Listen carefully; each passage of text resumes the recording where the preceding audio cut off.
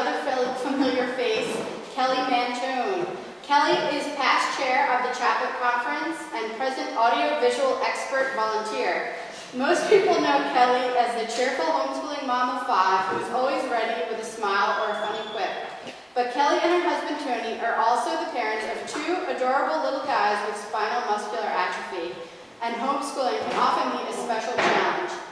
Recently, Kelly has achieved a growing profile in the Catholic homeschooling world thanks to her tremendously entertaining blog, This Ain't the Lyceum.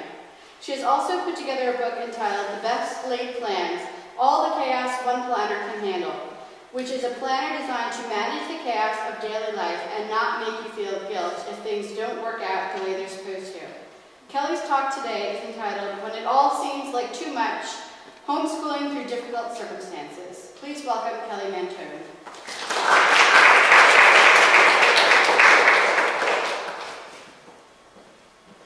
Happy to be here on the other side of the podium, instead of just behind the camera. It's nice to see everyone. As Jamie mentioned, I'm Kelly Mantoan, which is probably not how you thought about pronouncing it when you read my name. I'm wife to 1 supportive husband, mom to 5 great kids, ages 12, 11, 9, 6, and 4, and I've been a homeschooler for the last 9 years, if you count preschool, which I don't anymore. We're a classically inspired homeschool, which only works well because my husband teaches the kids Latin. I also blog at thisaintthelyceum.org when I'm not correcting math, and probably when I should be. I generally write about family life and the faith from a humorous perspective, which is even why I'm confused as to why I chose such a serious topic to discuss today. But since this talk is about homeschooling through difficult circumstances, I should probably start by giving my credentials in this area, for those of you who don't know me, and as a refresher for those of you who do. Since I started homeschooling in 2006, I've had to figure out how to keep school going through 2 pregnancies, one being a high-risk pregnancy that had me on bed rest for weeks, and ultimately resulted in my youngest son being born 6 weeks early and spending 2 weeks in the NICU. As Jamie mentioned, our family also has to deal with my 2 younger sons being diagnosed with a neuromuscular disorder known as spinal muscular atrophy. My 6-year-old son, Fulton, was diagnosed just before his first birthday, and Teddy's diagnosis came about a week after his birth. This disease is slowly robbing them of their voluntary muscle movement, which means they rely on power wheelchairs for mobility and are completely dependent on others for their care. SMA has meant 4 hospital-related stays for my 6-year-old. In fact, I was just at CHOP earlier this month for about 5 days with him. The upside to that being that I got a lot of work done on this talk. Our home has also been in various states of disrepair as we've been forced to extensively renovate it to make it wheelchair accessible. And at one point, we also had a contractor walk out on this mid-project, which delayed work for months and left things in a total, it was horrible. There was also the time that I was fortunate enough to have nursing care in our home for 8 months to help with my son's care. But unfortunately, after becoming comfortable with the extra set of hands, we unexpectedly lost the nursing care to an insurance misunderstanding. And this happened on my birthday, by the way. I got the call from the insurance company as friends started arriving with this massive playdate / excuse for having mimosas with friends. So I just drank a lot of mimosas that day. And if you throw in the fact that my husband was also laid off and unemployed for 6 months in 2010, which was the same year my son was born prematurely, and there was that year that my in-laws lived with us due to financial hardship, you can see that we've managed to homeschool through a wide variety of circumstances. I hope you never ever have to go through everything my family has dealt with, but if you do find yourself going through a tough time, I hope that some of the insight I gleaned from my experiences can help you. First and foremost, you can see that my experiences, though difficult, have not left me a gray-haired alcoholic cynic. While I certainly believe in the healing properties of wine, I would above all else stress the importance of keeping a sense of humor and, in general, a positive outlook. It's why I write primarily on humor, to make myself laugh and to put the focus of my life squarely I made time to blog about my failed attempts at going 4 weeks without shampoo, or my sloppy wardrobe, or our family's trip to Gettysburg, which made me swear off cannons for the rest of my life. Because God can bring good from all circumstances. And it was only when I allowed myself to despair and focus more on how I wanted things to be, rather than accepting things as they were, that I and our family life and our homeschool suffered the most. This was best illustrated after we lost in-home nursing care. After only 8 months, I was completely dependent on that extra set of hands and couldn't imagine carrying on without help. However, God hadn't placed me in an impossible situation. He simply offered a solution I wasn't considering. I wrote about this realization in a blog post entitled "God Didn't Answer My Prayer." I wrote, "I prayed, you prayed. Lots of people prayed, and God didn't answer my very specific prayer. He did something greater than I could even imagine. I didn't know I needed to pray for school guidance.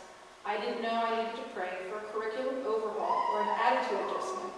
I prayed for 35 hours of daytime nursing, and instead, God gave me not only the strength to be the nurse I needed, but the grace to do it joyfully and become a better mother and teacher at the same time. My prayers were shaped by what I wanted and what I thought was best. And in the end, I see how limited my view was compared to that of God and His plan for my family. It has been no small thing for me to have a prayer answered in such a completely different, yet exceedingly better way. For all the prayers through all the years that I thought went unheard, this experience has reminded me that God always comes through. It was the jolt of hope I needed and the reminder that I was a fool for ever thinking otherwise." I personally feel that homeschooling is my vocation. It's part of the package of motherhood that I've been given. If you've prayerfully considered homeschooling and decided it's the right path for your family, then you know God has your back, even on the craziest of days. And believe me, I still personally have plenty of those. It's to the point that if I change out of my bathrobe before lunch, the kids get excited because they assume people are coming over or we're all going somewhere. Now, I'm probably preaching to the choir here, but the key to tackling everything from a stomach bug to a lengthy hospital stay is to draw close to God and His church. Regardless of your method, classical, Charlotte Mason, unschooling, keep Christ at the center of your homeschool, just as He should be at the center of your life. Thank God for the benefits that homeschooling has bestowed on your family, and cling to Him when it seems that everything is falling apart. If you are so distraught by your situation, ask the prayers of others. I had dark times, especially following the diagnosis of my 2 youngest sons, when I was too angry and sad to pray. And during that time, I know I was carried solely by the prayers of friends and family. During these spiritual rock bottoms, I found great comfort in the book, "Arise from Darkness" by Father Benedict Rochelle. Through his words, I learned to accept the cross our family had been giving and move forward carrying it rather than running from it. Father writes, "All we have to be proud of as our own is our weakness and failures, but we can boast in the cross of our Lord Jesus Christ. When we are knocked down and defeated by life, that is when we can pick up the cross and wave it at grief, sadness, and death. To boast in the cross, it seems to me, is an almost fierce gesture when we confront all that would defeat us and say, 'Look at the cross, all of you, and know that I shall not be overcome, because the Lord of life is with me and in me, and He will go with me even through the valley of the shadow of death.'" So if your family is faced with a great trial that threatens the peace of your home, the education of your children, even your faith, I can't recommend that book enough. Armed with the sacraments and this title, I think you'll be able to find the fortitude you need to persevere through a crisis. So now I've established that the bedrock of a successful homeschool, even one beset with troubles, is faith and total reliance on God. Easy, right? There we go. End of talk. There you go. All right. But seriously, now I want to elaborate on some more practical tips. First and foremost is to use the flexibility inherent in homeschooling to modify your lessons to fit your current situation. If you or your child is sick, you can take off a day, week, or month from school and not worry about making up that material on someone else's timetable. Or you can move your classroom into the bedroom or hospital room. You are not confined by walls or a district, so don't be afraid to think outside the box. School at different times, evenings, weekends, summertime. School in different places, a library, a friend's house, my favorite, Panera Bread. Focus on one subject for a couple weeks and then another. Your lesson plans are not set in stone and tweak them to work for you. Now, if you're enrolled with a program like Seton or Mother Divine Grace, contact them as soon as a problem arises. Most people I know are able to work with their curriculum provider and change deadlines as needed. You might want to reconsider enrolling if you know your life might get off track in the coming year, like for a pregnancy or a move, or you may find that enrolling offers you support and structure during an otherwise trivial time. Weigh the pros and cons, talk to the curriculum provider about your situation, and then prayerfully decide before sending any checks. I also advise become familiar with your state's homeschooling requirements in advance. We are very lucky here in New Jersey to not have to turn in work or submit to testing, but I know that's not the case across the country. Have a contingency plan in place so you know how your children will meet their requirements in the event of a family crisis. Again, if you work with a set curriculum provider, see what advice or help they can give you. I know that they want you to succeed in homeschooling and they want to keep your business. So, older, more experienced homeschoolers in your state can also help you fill in any holes or figure out how to complete work in time. HSLDA, the Homeschool Legal Defense Association, can be a good source of information as well. The trick is to be prepared so that in the event of an emergency, you're not trying to write out lesson plans or complete a portfolio while sitting at your sick parent or child's bedside. My family's varying circumstances taught me early on to keep my eyes on the big picture. Bad days, weeks, or even months that veer off track do not equal a bad homeschool year. And even a rough third grade year does not ruin your child's elementary education. So what are your overall homeschooling goals? Maybe it's to provide your child with an education catered to their special needs, or perhaps an education rooted in the classics of Western civilization. These long-term goals don't change just because you're experiencing a rough patch. Your methods to achieve these goals do, if only for a short time. Maybe your focus becomes Latin and math, while history or science takes a back seat as your family prepares for deployment or deals with the death in the family. If world history and chemistry are integral to your goals, you'll pick them back up down the road and make up the lost time. So view your goals as a roadmap. Be prepared for delays and detours that might take you down a road you're less familiar with, yet realize your ultimate destination doesn't have to change. St. Francis de Sales reminds us when faced with anxiety or uncertainty that anxiety arises from an unregulated desire to be delivered from any pressing evil or to obtain some hoped-for good. Nevertheless, nothing tends so greatly to enhance the one or retard the other as overeagerness and anxiety. Therefore, when to urgently desire to be delivered from any evil or to attain some good thing, strive above all else to keep a calm, restful spirit, study your judgment, and will, and then go quietly and easily after your object, taking all fitting means to attain thereto. Whenever you are conscious that you are growing anxious, commend yourself to God and resolve steadfastly not to take any steps whatever to obtain the result you desire until your disturbed state of mind is altogether quieted. So now is the time to ask yourself if you're prepared. Have you written out your homeschooling goals for this year and long term? Can you clearly articulate why you're homeschooling and how it benefits your family? Do you know what state requirements need to be met or the schedule of work for your preferred curriculum? What are your highest priority subjects? Downtime is the perfect time to create your roadmap. So don't be caught in a crisis without a map or a plan. I remember, as an example, back when I was pregnant with, I think, Teddy, and I realized that Latin was slipping through the cracks day after day. And I brought this up to my husband, and I said I was ready to give it up entirely. But he stood firm that Latin was crucial to our goal of a classical education. And he made the decision to take over the kids' Latin himself. And although I was concerned at the time about trying to fit it in around his work schedule, he and the kids have persevered, and now the older three all have a wonderful grasp of the language and tons of enthusiasm for Latin.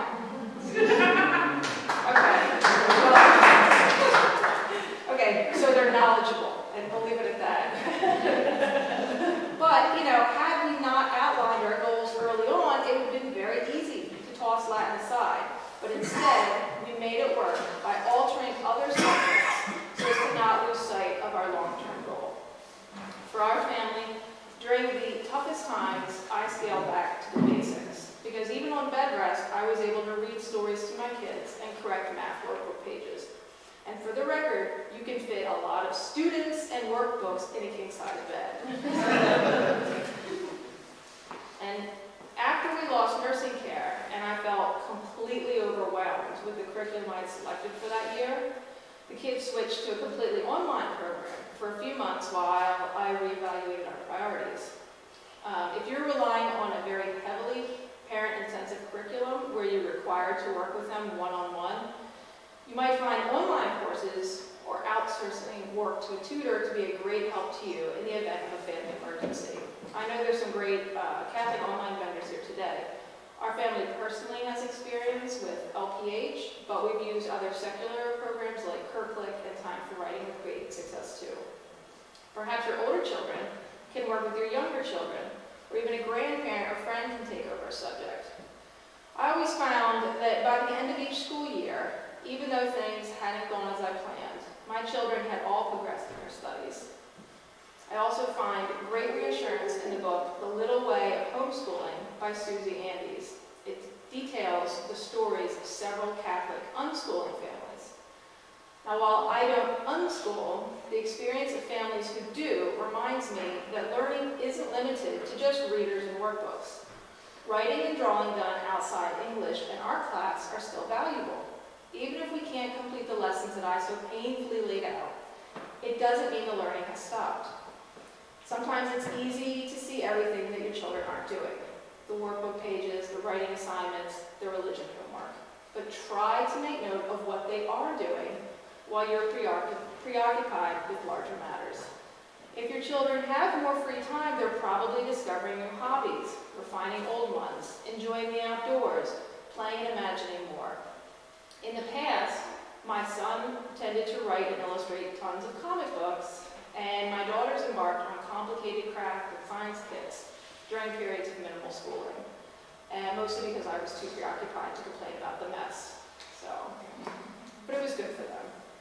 These types of things are all beneficial activities for your child, even if they can't be measured on a test. And I know firsthand that your children will benefit from more time with each other, or a sick family member, or of course a new baby. As Susie writes in her book, there are many ways to educate our children, and I am firmly convinced that God intends there to be many ways. His creation is so varied that it would be a bizarre aberration of nature if nature suddenly were, in this area of education, completely simple. God's perfections exist in him simply, but we, his creatures, are limited, so we express his beauty and goodness in manifold ways. Hence, my suggestion to parents is not unschool, but rather seek with St. Teresa of the Little Flower the easy way, the way that most comfortably fits your family. Believe Jesus and let his yoke be easy, his burden light. God doesn't want homeschooling to be a burden on your family, especially during a crisis. Keep your eyes on the big picture and choose the lighter load to see you through difficult times. As my children get older, it's become easier to adapt my methods because early on I made one of my primary goals teaching them to work independently. There are also consistent consequences in our household for work not completed. I need to make time each day to check work and answer questions, but right now, because my older three follow a schedule without complaint, or very minimal complaining, I can focus on caring for and educating my youngest two. If your child is able to read instructions and yet won't sit and complete work without you hovering over them, you will find it much more difficult to homeschool while distracted by other problems, like, say, traveling to a NICU daily. Focus now on teaching your child to work independently. If your children are still little, I highly recommend watching Kelly Miller's talk on our Chaplet YouTube channel about the preschool circuit. Kelly does a great job talking about building up a child's ability to sit still and work on a task in an age-appropriate way. If your child is older, you may have to try a system of positive reinforcement or consequences for them to learn to complete their work on their own. In our home, the children have a chart of daily schoolwork and chores that must be completed before they can use their electronic devices for a half hour. The consequences of using their device without completing their work is carefully outlined in the screen time contract they signed. They all know they will lose screen time or use their Kindle if the rules are not followed. Now, some people may find this overkill, but I always found it to be very helpful to clearly outline the rules in our house. There is no, I didn't know I could do that. Children who don't know their boundaries or what's expected of them will constantly test to see what they can get away with. You know this. And it is exhausting. So pick your battles, and if you say, sit and complete 2 math pages within 45 minutes, then mean it, and let them know what the consequences will be if the task is not completed, or, you know, what the reward is if they finish earlier at 100%. And yes, this is hard, and it requires diligence, but it will pay off when you're laid up in bed and can't sit at the table with your child to oversee them, or you need work done at a very specific time so you can get to an appointment. And I want to add that maybe you will find at some point you need to put your child in school. Maybe an emergency will force you back into the workforce. Maybe you love homeschooling, but you feel your child's needs can only be met in a specialized classroom. This does not make you a failure. It is not the end of the world. I always tell people that I'm taking it 1 year at a time, and I always recommend that other homeschoolers, take the same approach. Don't worry about high school when they're 5. Do what's best for them when they're a 5-year-old. We can't always have the ideal situation, but we can always reevaluate year by year and seize new opportunities and make new choices as our children and family situations require. I know families who put their youngest in a preschool or a kindergarten so they can focus on the older kids. And I know others whose older children go to high school while the younger ones stay at home. What's best for one family might be the worst for yours, so make educational decisions that keep your long-term goals in mind, coupled with the needs of each individual child. Don't base your lesson plans on what your older homeschool mom crush might be doing with her children this year. Guilty as charged. I know I see many of my friends successfully participating in co-ops, and I often wonder, my kid's missing out? Should I sign up for a co-op? Maybe that's what we need to finally get everyone on board with lap books, But ultimately, thus far, I continue to opt out because I know that the schedule and the courses would prove more distracting for our homeschool than being helpful. So school might be the necessary course for one or all of your children. And just as your friends and family should support your homeschooling, they should support your decision to place your child in school for however long that might be.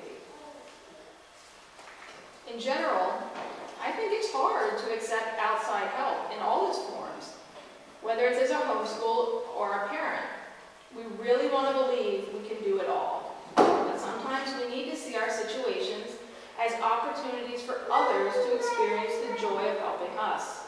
If a friend wants to babysit your toddler, so it's easier for you to recover from a C-section and teach your older children, take her up on it. If your husband is working long hours and someone offers to run errands for you, accept. So often, we refuse out of pride, not because we can manage it ourselves.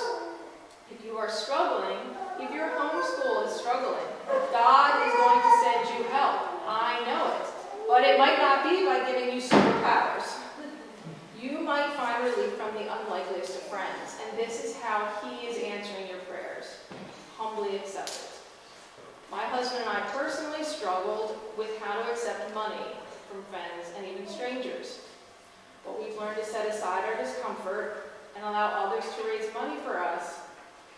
Ultimately, without that help, I know we never could have made many of the modifications to our home, purchased our handicapped van, Fulton speech chair, or paid off several co-pays and medical bills. So again, right now, is the time to look around and ask yourself, do you have a support network?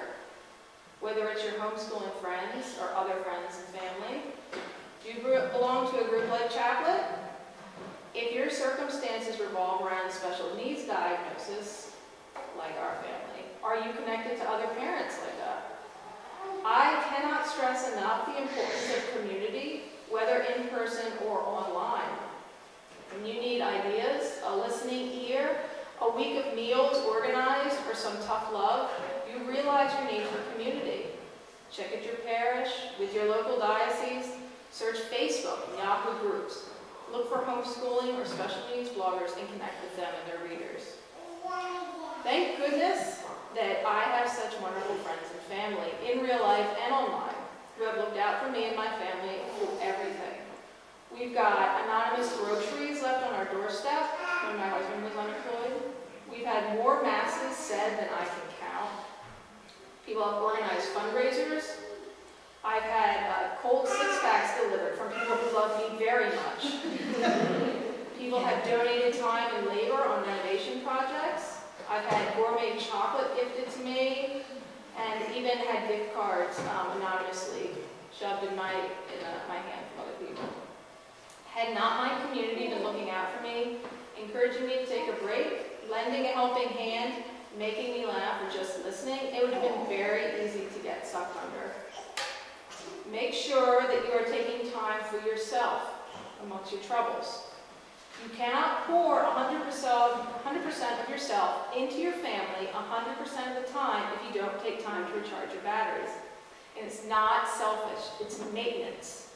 You wouldn't ignore your furnace for 10 years and then wonder why it went kaput on the coldest night of the year. You wouldn't drive your car 100,000 miles with no tune-ups or oil changes and then question the smoke pouring out from under the hood. We are far more valuable than any material item, yet how often do we maintain ourselves with less care than many of our kitchen appliances? If you expect to have the strength and endurance to help guide your family through a major crisis, you need to make time for the care of you. Some of my favorite ways to unwind or recharge during even the craziest of times is to pick up a few things at Target for about 2 or 3 hours. Thankfully, my husband has caught on to this, so it's not a shock when I don't come home right away. I also take frequent day trips to the beach. Sure, I can claim it's a science field trip focused on saltwater ecosystems, but the kids know it's Mama's way of keeping from freaking out. As an aside, if one of your homeschooling friends falls on tough times, I want to mention just a few ways that you can offer to help. First, be specific in your offers. Say, can I come over and do some laundry and vacuuming for you this week? Or, would you like me to take your older kids with my family to the aquarium this weekend? Or, do your kids need help with any schoolwork? Ask your friends if there are food allergies and then offer a meal on a specific day of the week. Don't just say, let me know how I can help, because you'll probably never hear from them. If you offer help and they don't accept, offer your prayers and remind them of your offer on another occasion. And if you offer help, be sure to follow through. Do not, under any circumstances, ever forget to follow through on ordering pizza for someone. Talk about adding insult to injury. So, just as it is easy to stop caring for yourself, it is easy to put your marriage on the back burner when a crisis strikes. You can get caught up in caring for a new baby, a sick child, or elderly relative, and forget that your spouse still needs you too. Your spouse is your first line of support in a crisis, but you can't keep drawing from one another without replenishing the underlying relationship. Accept help from your friends so you and your spouse can get out. Don't neglect your marriage. Don't assume you have a good marriage that can withstand any storm. And don't assume you know how your spouse is doing and that he or she is coping fine. My husband Tony and I don't have any secrets to a happy marriage. The big thing that we do is talk a lot, and maybe I do most of it, but we set aside quiet time just to honestly voice our frustrations, anger, and sadness at whatever's happening. Even when he was unemployed and we didn't have money to go out, we, could go on walks, which we still do. We'll stay up late conversing over drinks. Or, like recently when we were dealing with a hospital admission, we'll share meals together before switching shifts. So I would be there all day, and he would come in at supper time, and we would eat together. And then I would go home, and then he would stay, and then I'd come in, we'd have breakfast together, and then we'd switch. So we'd make time, though, to be together and talk. But after all this, if you've read books, prayed, drank up all the cold six-packs, and ate the chocolates, you've taken romantic walks, and you still feel stuck in a dark place, please seek professional help. Don't let pride or fear keep you from meeting with a trusted priest or counselor. As St. Louis told his son, if thou hast uneasiness lying heavy on thy heart, tell it forthwith to thy confessor or to some other pious person, and the comfort he will give will enable thee to bear it easily. As you wrestle through tough times, remember that schooling can be difficult for children who are also processing their own emotions. Don't assume you know how they're feeling. I was always completely surprised by my children's reactions to our varying circumstances and could never correctly anticipate their feelings. Like, we were especially concerned about telling our older kids when our youngest son, Teddy, was also diagnosed with SMA. And we worried how they would respond because obviously my husband and I were devastated. But when we told them, they all started to cheer because now they would have 2 wheelchairs in the house banging around. So, completely did not see that one coming at all. Okay. So make sure that you're giving time for them to ask questions, vent frustrations, receive physical affection, or just play with you. Things may not be normal in your house, but you can still provide familiar rituals or tasks to anchor your kids through the storm. You know, keep Friday night your pizza night, even if you need to eat together in the hospital cafeteria for a while. Enjoy a family movie huddled in bed versus in the living room. Or observe a special feast day, even if you have to buy blue ice cupcakes rather than making them from scratch. And if you have to skip the crafts in favor of maybe a few coloring pages. This may seem like a lot to keep track of, especially when your mind may be preoccupied with the greater problem at hand. But I think what I mentioned can be broken down into some key points. Turn to God. Be prepared. Have a clear vision of homeschooling for your family and knowledge of any requirements your state and curriculum provider may have. Homeschooling is flexible. Move your classroom to where it needs to be, and don't be afraid to take time off or scale back your schooling. Remember the big picture. Changes and craziness now doesn't mean your entire homeschool experience is ruined, or that your overall goals need to change. Outsource some of the work to tutors, babysitters, housekeepers, online classes, etc. Teach your kids to work independently now so they can still complete work even if you're preoccupied. Allow people the opportunity to serve you, accept help humbly and gratefully. Find a supportive community. Take care of yourself. Take care of your marriage. Help your children cope with the crisis in an age-appropriate way. Seek professional counseling when necessary. And always keep a sense of humor.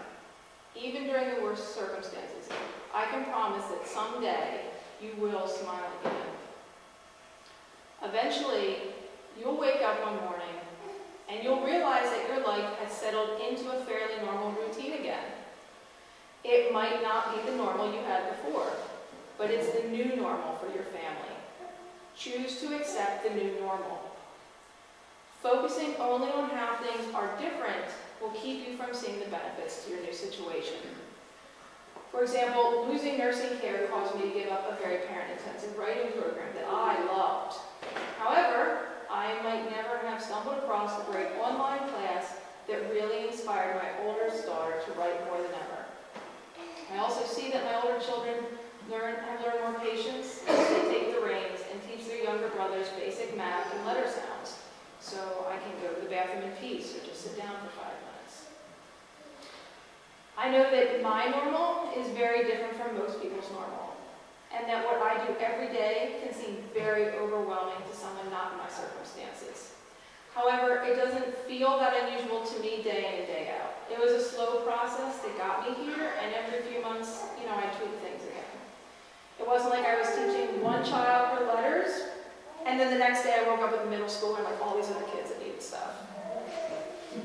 So, my normal right now includes catheters and math practice on the iPad. It requires heavy lifting, being familiar with several types of Allen wrenches, and patiently re-explaining long division every couple months.